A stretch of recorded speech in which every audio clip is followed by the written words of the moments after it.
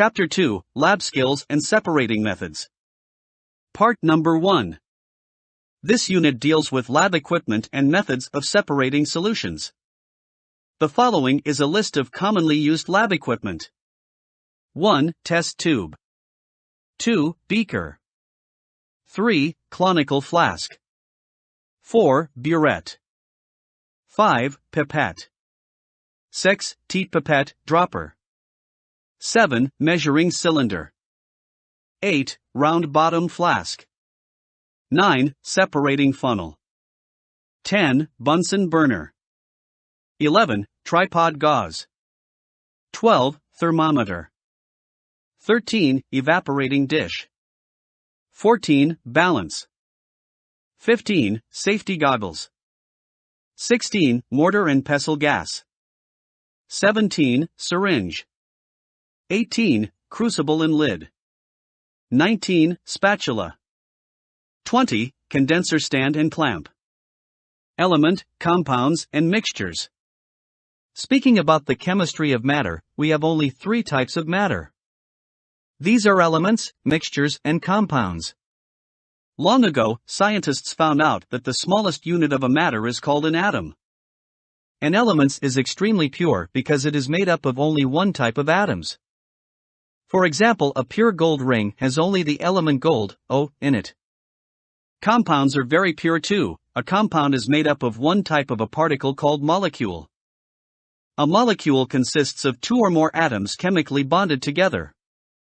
Carbon dioxide, CO element, compounds and mixtures. 2. Gas is a compound. A mixture, however, is not pure at all. A mixture is just 2 or more elements or compounds mixed together, but not chemically bonded. For example, if you dissolve some table salt, which is a compound called sodium chloride, NaCl, in some water, which is also another compound, H2O, you will get a mixture of sodium chloride in water, but there are absolutely no bonds between the sodium chloride molecules and water molecules. Air is another good example of mixtures. Air is just a mixture of gases floating around each other like nitrogen and oxygen, which are pure elements. Air also contains compounds such as carbon dioxide. Elements are substances that consist of only one kind of atoms and cannot be broken down into simpler substances by chemical means. Elements, compounds and mixtures can be represented by diagrams like this, where circles of different sizes and colors represent different atoms.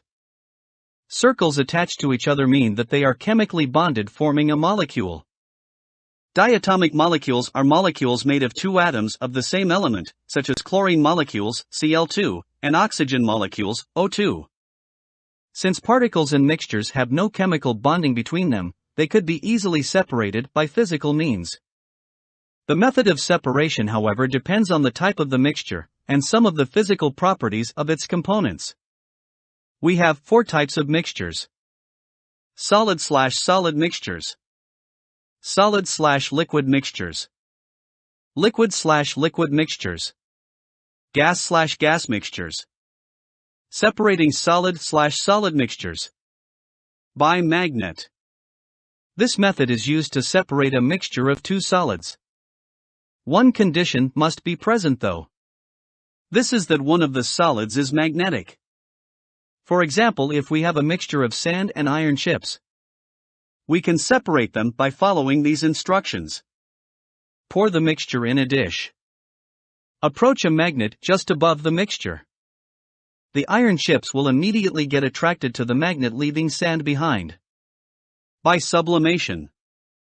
If we have a mixture of 2 solids, one of them undergoes sublimation, we can easily separate them by heating the mixture using a Bunsen burner. One solid might melt while the other one will directly sublime into a gas.